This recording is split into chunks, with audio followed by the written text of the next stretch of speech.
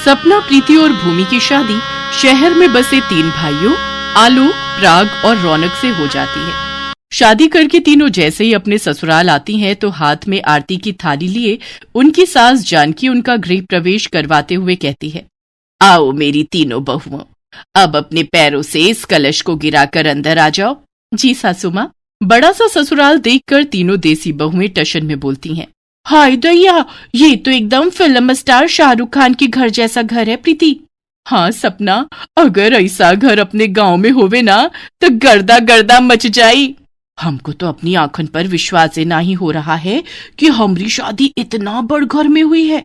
उनकी बातें सुनकर उनकी ननद श्रुति कहती है, ओ गॉड, अभी इन्हें आए 1 पल भी नहीं हुआ और इन्होंने अपनी गवारपंथी दिखानी शुरू कर दी। जरा अपने कायदे में रहकर बात करो ननद जी, आप हम तीनों बहनों के बारे में नहीं जानती हैं। अरे पूरे बनारस में हम तीनों बहनें अपने जुगाड़ूपन के लिए फेमस है, फेमस। ओहो, अब बस भी करो तुम ननद भाभी ने अभी से ही नोक-झोंक शुरू कर दी। चलो अब मेरे तीनों बेटे अपनी अपनी बीवियों को उनके कमरे दिखा दो। अगले दिन सुबह तड़के 5 बजते ही तीनों बहुओं की आंख खुल जाती है और वो किचन में साफ सफाई पर लग जाती हैं। तभी उनकी ननद श्रुति किचन में जाती है तो वो देखती है कि उसकी तीनों भाभियां मिट्टी से बर्तन घिस रही होती हैं। अरे मेरी मंद बुद्धि भाभियों, ये सब क्या गंद मचा रखा है? और तुम तीनों को नींद नहीं आ रही है क्या जो आधी रात को ये खटर पटर लगा रखी है? उक्का है ना ननद जी, हमरे गांव में तो सुबह 5 बजे सब जग जावत है और हमरे गांव में तो मिट्टी से ही बर्तन मांजते हैं। हाँ, इससे 2 फायदा है, एक तो बर्तन भी अच्छे से चमक जावत है और साथ ही साबुन के पैसा के भी बचत हो जात है। अरे पर ये तुम्हारा बनारस गांव नहीं बल्कि मुंबई शहर है, यहाँ ये सब जुगाड़ूपन मत दिखाओ और अपनी ये सब बचकानी हरकतें बंद करो प्लीज। श्रुति तीनों जुगाड़ बहुओं को झड़प कर चली जाती है। ऐसे ही कुछ दिन बीत जाते हैं। एक रोज जब वो तीनों किचन में खाना बना रही होती हैं कि तभी सिलेंडर खत्म हो जाता है। अरे मोरी मैया, ये चूल्हा तो लगता है बिता गया। अरे बहू, रोटियां बन गई हो तो जल्दी से ले आओ। अरे बाप रे, अब क्या होगा? हमको जल्दी से अपना कोनो जुगाड़ लगाना होगा। तभी उनका ध्यान पूजा घर में रखी लकड़ियों पर जाता है। बस फिर क्या था, वो 4 ईंटें लेकर आती हैं और उसका चूल्हा बनाकर उसमें गर्मा गर्म रोटी बनाकर सबको खिलाती हैं। पता नहीं क्यों लेकिन कुछ धुएं धुएं की स्मेल आ रही है। सही कहा भैया। तभी उन सबकी नजर किचन में से निकल रहे धुएं पर जाती है। सभी दौड़ते हुए किचन में जाते हैं। अरे मेरी भोली बहुओं, जब किचन में गैस सिलेंडर है तो फिर तुम तीनों चूल्हा क्यों फूंक रही हो? सासू माँ, आपका सिलेंडर तो कब का बाय बाय बोल गया, इसीलिए हम जुगाड़ लगाकर चूल्हा जलाई लिए। वो सब तो ठीक है मेरी जुगाड़ू बहुओं, मगर तुम ये लकड़ियां कहाँ से उठाकर ले आई? सासू माँ, ये तो हम पूजा घर में रखी लकड़ियां लाए हैं। अपनी जुगाड़ू बहुओं की हरकतें देखकर जानकी कहती है, अरे बैल बुद्धि बहुओं, वो तो चंदन की लकड़ियां थी जिसे मैंने हवन के लिए मंगवाया था और तुमने चंदन की लकड़ियां रोटी सेकने में फूंक दी। ओहो, अब जो हो गया सो हो गया सासू माँ, अब हमको माफी दे दियो। इतना कहकर तीनों बहुएं माफी मांगकर मामले को ठंडा कर देती हैं। ऐसे ही समय बीतता है। फिर एक सुबह जब सब नाश्ता कर रहे थे तो गिलास में रखा जूस रौनक के फोन पर गिर जाता है और उसका फोन भीग जाता है। ओह नो, आज ही मुझे मीटिंग के लिए बाहर जाना था और आज ही इस फोन को भी खराब होना था। शॉप वाला तो इसे रिपेयर करने में 2-3 दिन का टाइम लगा देगा। अरे पति देव, अपना फोन हमको दो, हम अभी इसे बिना पैसा खर्च किए ठीक कर देंगे। अरे मेरी गवार भाभी, इस फोन को जुगाड़ की नहीं बल्कि दुकानदार की जरूरत है। अब अपनी कोई जुगाड़पंती करके भैया के इस फोन को डेड बॉडी में मत बदल देना। इसके बाद श्रुति उस फोन को कपड़े से पोंछकर कुछ देर धूप में रखकर फिर उसे चावल के कनस्तर में डाल देती है और ठीक 1 घंटे बाद फोन रौनक को देती है और टशन मारते हुए अपनी ननद से कहती है, का हुआ ननद जी, भेजा चकरा गया का हमार जुगाड़ देखकर? अरे वाह भूमि, तुमने तो सचमुच में 1 घंटे के अंदर ही मेरा फोन बिल्कुल ठीक कर दिया।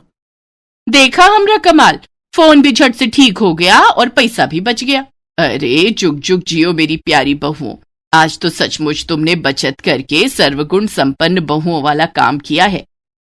हाँ सचमुच, तुमने तो कमाल कर दिखाया।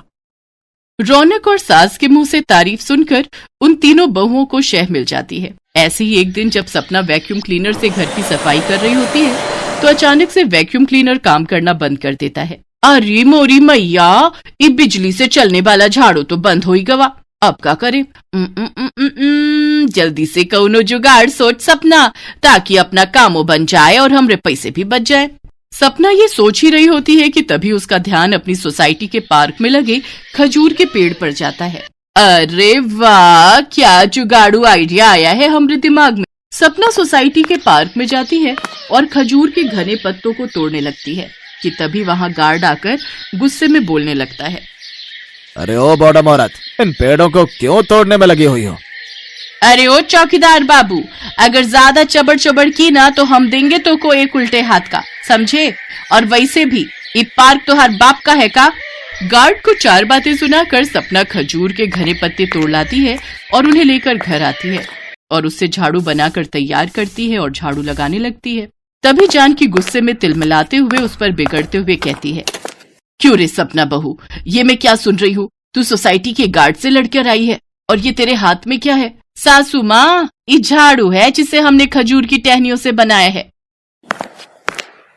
अरे वाह सपना, तूने तो कमाल कर दिया, भाई मान गए तुझे, छा गई तुम तो। अरे चुप करो तुम तीनों, भला इतनी कंजूसी करके भी क्या फायदा? तुम तीनों की जुगाड़पंथी ना एक दिन सोसाइटी वालों के सामने हमारी धज्जियां उड़ाकर रहेगी। इस तरह तीनों जुगाड़ू बहुओं को घर वालों से खूब खरी खोटी सुननी पड़ती है। ऐसे ही वक्त गुजर जाता है। फिर एक सुबह प्रीति नाश्ता लेकर गुनगुनाते हुए अपनी ननद के कमरे में आती है। लगाई ले तू जब लिपस्टिक, जिला टॉप लागे ले, ओ जिला टॉप लागे रे। अरे ननद जी, ई लो नाश्ता पानी कर लो, दफ्तर खाली पेट ना ही जाना। हाँ, टेबल पर रख दो भाभी, अभी तो मैं अपने बाल सुखा रही हूँ। हेयर ड्रायर से अपने बाल सुखाने के बाद श्रुति नाश्ता करके ऑफिस चली जाती है, लेकिन उसी शाम काफी भयंकर बारिश होती है। अरे प्रीति, तुम मेरा वाला कुर्ता पजामा प्रेस करके रख देना, कल मैं ऑफिस वही पहन कर जाऊंगा। जी हमरे बलमा। इतना कहकर प्रीति अपनी ननद के कमरे में जाती है और उसका हेयर ड्रायर लाकर उससे अपने पति के कपड़े सुखाने लगती है, लेकिन तभी उसे तेज बिजली का करंट लगता है और वो चिल्लाते हुए कहती है, आरी मोरी मैया, मर गई रे मर गई, कौनो हमको तनिक बचाओ तो। सभी भागते हुए अंदर आते हैं और श्रुति जल्दी से बोर्ड का स्विच बंद करती है। अरे ये सब कैसे हुआ? प्रीति उसे सारी बात बताती है और श्रुति उन्हें खूब सुनाती है। भाभी, मैंने तुम्हें पहले भी समझाया था ना, आज अपनी बेवकूफियों की वजह से तुम्हारी जान तक भी जा सकती थी। मैं कहती हूँ अब तो अपनी इन जुगाड़पंथियों से तुम तीनों बाज आ जाओ, नहीं तो अठन्नी चवन्नी बचाने के चक्कर में एक दिन अपनी जान से हाथ धो बैठोगी। श्रुति बेटी बिल्कुल सही कह रही है, बहू इतनी कंजूसी भी अच्छी नहीं, और जिसका काम वो उसी को साजे, कोई दूजा करे तो बुद्धू बाजे। हमको समझ आ गया सासू माँ, अब हम कोनो भी काम में जुगाड़ नहीं लगाएंगे। ननद और सास की बातों से उन तीनों को अक्ल आ जाती है और वो तीनों अपनी जुगाड़पंथी छोड़कर अपनी ननद और सास से शहरी तौर तरीके सीख लेती हैं और वो तीनों अपने ससुराल के रंग में ढल जाती हैं। सोनिया का शादी समारोह एक पल में दुख में परिवर्तित हो गया जब लड़के वालों ने आखिरी समय में शादी के लिए मना कर दी। मैं आपसे वादा कर रहा हूँ दीनदयाल जी, मैं आपको अगले 15 दिनों तक गाड़ी का इंतजाम कर दूंगा, पर आप यूं शादी मत रोकिए, मेरी बच्ची की जिंदगी बर्बाद हो जाएगी। कैसी बातें कर रहे हैं किशोरी लाल, हैं? एक तो मेरा लड़का बड़ी मुश्किल से तुम्हारी लड़की से शादी करने के लिए माना था, वरना एक बौनी लड़की से कौन शादी करना चाहेगा? ढूंढते रह जाओगे, घुटने रगड़ जाएंगे। फिर भी कोई लड़का एक बौनी लड़की को अपनी पत्नी नहीं बनाना चाहेगा। चल बेटा नरेश, उठ मंडप से, कोई शादी वादी नहीं होगी अब। नहीं नहीं नरेश बेटा, रुक जाओ, मेरी सोनिया बहुत अच्छी है, इसे यूं शादी के मंडप में छोड़ कर ना जाओ। किशोरीलाल दीनदयाल और उसके परिवार के सामने गिड़गिड़ाकर भीख मांगता है, पर वो लालची लोग उसकी एक नहीं। पुलकित, चल यार, इन भिखारियों के घर मुझे शादी नहीं करनी है। नरेश, तू अपने पापा के इशारों पर चलकर एक दुल्हन को मंडप में छोड़कर जा रहा है। मुझे अपने आप पर शर्म आती है कि मैंने तुझे अपना दोस्त माना। तुम तो ऐसे कह रहे हो पुलकित बेटा, जैसे तुम नरेश के दोस्त नहीं बल्कि लड़की वालों के परिवार के हो। तुम क्यों इतनी तरफदारी कर रहे हो? पुलकित, तुझे क्या हो गया यार, हैं? तू मेरा दोस्त होकर इन लोगों से हमदर्दी क्यों दिखा रहा है? मैं तुझे बस इतना बोल रहा हूँ कि तू बहुत बड़ी गलती कर रहा है। अरे इस बेचारी के पिता की हालत तो देख। अरे गाड़ी के लिए तू एक दुल्हन को मंडप में छोड़ देगा? ऐसा है पुलकित बेटा, बहुत सुन ली तुम्हारी बातें हमने, ठीक है ना? कब से सुने जा रहा हूँ, ठीक है? अगर इतनी ही हमदर्दी है तो तुम क्यों नहीं कर लेते शादी इस बौनी लड़की से? हाँ सही तो कह रहे हैं पापा, तू क्यों नहीं कर लेता इससे शादी? है तुझमें हिम्मत शादी करने की? बोल। कहना आसान होता भाई, पर हर कोई करके नहीं दिखाता। हाँ, मैं कर लूंगा इससे शादी। मैं अपनाऊंगा सोनिया को, समझ गया? पुलकित नरेश का दोस्त था जो दिल्ली से उसके शादी समारोह में आया हुआ था, पर सोनिया और उसके पिता के साथ नरेश और दीनदयाल का दुर्व्यवहार देखकर पुलकित से रहा नहीं गया। वो सोनिया के पिता से कहता है, अगर आपको कोई ऐतराज ना हो तो मैं करूंगा आपकी बेटी से शादी। मैं सोनिया का हाथ थामूंगा। क्या सचमुच तुम मेरी बेटी से शादी करोगे? पर मेरे पास दहेज में देने के लिए इस वक्त गाड़ी नहीं है बेटा। कहीं तुम भी तो। मैं दहेज लेने और देने के सख्त खिलाफ हूं। मैं सिर्फ सोनिया का हाथ मांगता हूं, मुझे और कुछ नहीं चाहिए। पुलकित किशोरीलाल और उनकी बेटी सोनिया के लिए मानो भगवान का वरदान बनकर आया था। नरेश और दीनदयाल गुस्से में लौट जाते हैं। पुलकित और सोनिया की शादी हो जाती है। पुलकित सोनिया के साथ वापस दिल्ली पहुंचता है। टैक्सी में बैठी सोनिया पुलकित से कहती है, पुलकित, मुझे घबराहट हो रही है। आपके घर में सब मुझे बहू के रूप में स्वीकार तो कर लेंगे ना? अरे तुम घबराओ नहीं, मैंने तुमसे शादी की है और उम्र भर साथ निभाने का वादा लिया है। मैं तुम्हारे साथ हूँ। पुलकित सोनिया को लेकर घर पहुंचता है। पुलकित के मम्मी पापा सोनिया को देखकर गुस्से में आ जाते हैं। तू शादी करके आ गया? तू तो अपने दोस्त की शादी में गया था, फिर ये बौनी लड़की तुझे वहां कैसे मिल गई? मैं इसे अपनी बहू के रूप में स्वीकार नहीं करूंगी। समाज में मेरी हंसी उड़वानी है? खानदान की नाक कटवा कर रख दी तूने। हर कोई हंसेगा। कहीं उठने बैठने लायक नहीं छोड़ा तूने। तेरी माँ सही कह रही है पुलकित, तूने तो सच में हमारा सिर शर्म से झुका दिया। सुंदर लंबी कदकाठी वाली लड़कियों की कमी थी तेरे लिए, बता। एक से एक लड़कियां लाइन लगाकर खड़ी थी और तुझे ये बौनी लड़की ही मिली थी शादी के लिए। बस बहुत हुआ मम्मी पापा, मैंने जो किया है बिल्कुल सही किया है। आज हम 21वीं सदी में रह रहे हैं, फिर भी हम रंग रूप कदकाठी पर गौर करेंगे, है ना? व्यक्ति के स्वभाव और उसकी कुशलता में सब कुछ शामिल होता है। सोनिया की इसमें क्या गलती है कि अगर उसका कद छोटा है तो? मैं सोनिया के खिलाफ एक भी शब्द नहीं सुनूंगा। मैंने इसे पत्नी रूप में स्वीकार किया है और आप लोग भी इसे अपनी बहू के रूप में स्वीकार कर लें, वरना मैं ये घर छोड़कर चला जाऊंगा। पुलकित गुस्से में अपने कमरे में चला जाता है। उसकी मां ममता सोनिया पर बरसने लगती है। कलेजे में ठंडक पड़ गई होगी तेरे। हमारे बेटे को हमसे अलग करके ही मानेगी तू। पता नहीं मेरे बेटे पर कौन सा काला जादू कर दिया तुम बाप बेटी ने कि हमारा बेटा ही हमसे छिन गया है। नहीं माँ जी, मैं सब बिल्कुल नहीं चाहती। मैं तो बस आप सबके दिल में जगह बनाना चाहती हूँ। हमारे जीते जी ये कभी नहीं होगा। तू इस घर की बहू कभी नहीं बनेगी। हम तुझे अपनी बहू नहीं मान। बेचारी सोनिया फूट फूट। आसपास के मोहल्ले वालों और रिश्तेदारों को जब पुलकित और सोनिया की शादी के बारे में पता चलता है तो सब सोनिया का मजाक उड़ाने लगते हैं। वैसे ममता जी, आपके बेटे पुलकित में कोई कमी थी क्या जो उसने इतने नाटे कद की बौनी लड़की से शादी की? नहीं तो बहन जी, हमारे लड़के को देखो, एक से एक लड़कियों के रिश्ते आते हैं, इतने नखरे हैं। देखने में तो आपका पुलकित बहुत ही सुंदर और लंबे कद काठी का लगता है, फिर उसने इतनी बौनी लड़की क्यों पसंद की? कहीं कोई प्यार व्यार का चक्कर तो नहीं था?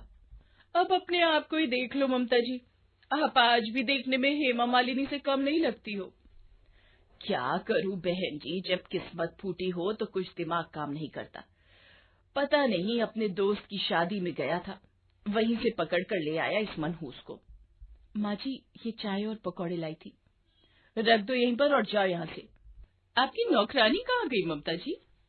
अरे वो अपने गांव गई है। यही सोच लूंगी कि एक नौकरानी की कमी थी, वो पूरी हो गई, कुछ तो काम आएगी। वैसे तो ये बौनी बहू हमारी किसी काम की नहीं है। अपनी माँ की बातों को सुनकर पुलकित गुस्से में आ जाता है और मेहमानों के बीच जाने लगता है। तभी सोनिया उसका हाथ पकड़ लेती है। इतना सब सहने की हिम्मत तुम में कहां से आती है सोनिया? तुम जब से इस घर में आई हो, तुम्हें एक पल भी खुशी का नसीब नहीं हुआ। अरे मैं यहाँ पर बहुत खुश हूँ, आप मेरे साथ हो तो मुझे और कुछ नहीं चाहिए। मम्मी सुनो, पापा और मैं जा रहे हैं। ये कैश रख लो, 20 लाख रुपए हैं, ऑफिस के पैसे हैं, कल सुबह मुझे बैंक में जमा करवाने। अलमारी में रख देती हूँ। हाँ भैया, आ रही हूँ। सारे पेड़ों में खाद डाल दी है ना? हाँ हाँ माताजी, अच्छा मैं चलता हूँ। माली को भेजकर ममता दरवाजा बंद करके अंदर आ जाती है। सोनिया उस वक्त अपने कमरे में थी। कुछ देर बाद फिर से दरवाजे की घंटी बजती है। अब फिर से कौन आ गया? क्या हुआ? पेड़ों में खाद तो तू डाल गया था। माताजी, लगता है मैं अपनी खुरपी यहीं छोड़ गया था। जा देख ले कहाँ रखी है। अरे ये दरवाजा क्यों बंद कर रहा है? छोड़ छोड़, मुझे छोड़। अरे खुरपी लेने आना तो बहाना था, मुझे वो 20 लाख रुपए दे जल्दी से। जो तेरा बेटा तुझे देकर गया है। नहीं चोर, मैं तुझे वो पैसे नहीं दूंगी। छीना झपटी में ममता जमीन पर गिर जाती है और बेहोश हो जाती है। ये देखकर सोनिया घबरा जाती है। अगर वो चिल्लाती तो माली उसे भी पकड़ लेता। सोनिया खुद को और ममता को बचाना चाहती थी। क्या करूं? माँ जी की अलमारी खुली है, माली कमरे में ही आएगा, जल्दी से कैश निकाल लेती हूँ। सोनिया छोटे कद की थी, इसलिए आसानी से रुपए उठाकर सर्विस विंडो से रसोई में जाकर एक खाली ड्रम में छुप जाती है। इतनी देर में दरवाजे की घंटी बजती। इस अलमारी में तो कुछ भी नहीं मिल रहा, लगता है कोई आ गया। वापस भागना ही ठीक रहेगा, वरना पकड़ा जाऊंगा। माली वहां से भाग जाता है। ममता घंटी की आवाज सुनकर होश में आती है और बड़ी मुश्किल से दरवाजा खोलती है। पुलकित और उसके पिता ये सब देखकर घबरा जाते हैं। क्या हुआ मम्मी? वो चोर माली घुस आया था। वो तो अच्छा हुआ, हमारा काम जल्दी खत्म हो गया तो हम वापस लौट आए। क्या हुआ पुलकित? लगता है भाग गया पापा। वो चोर माली मिल जाए बस एक बार, छोड़ूंगा नहीं। मम्मी, पर सोनिया कहाँ है? सोनिया, सोनिया, सोनिया, तुम इस ड्रम में? वो मुझे उस वक्त जो ठीक लगा, ये आपकी अमानत, आपके 20 लाख रुपए। सोनिया सारी बात बताती है, जिसे सुनकर पुलकित के माता पिता खुद पर बहुत शर्मिंदा होते हैं कि उन्होंने सोनिया जैसी समझदार बहू को कितना भला बुरा कहा, पर आज उसी की वजह से चोरी होने से बच गई। सोनिया के सास ससुर सोनिया से माफी मांगते हैं। माँ जी, बाबूजी, आप दोनों ने मुझे बहू स्वीकार कर लिया। मुझे आप दोनों के प्यार के सिवा कुछ नहीं चाहिए।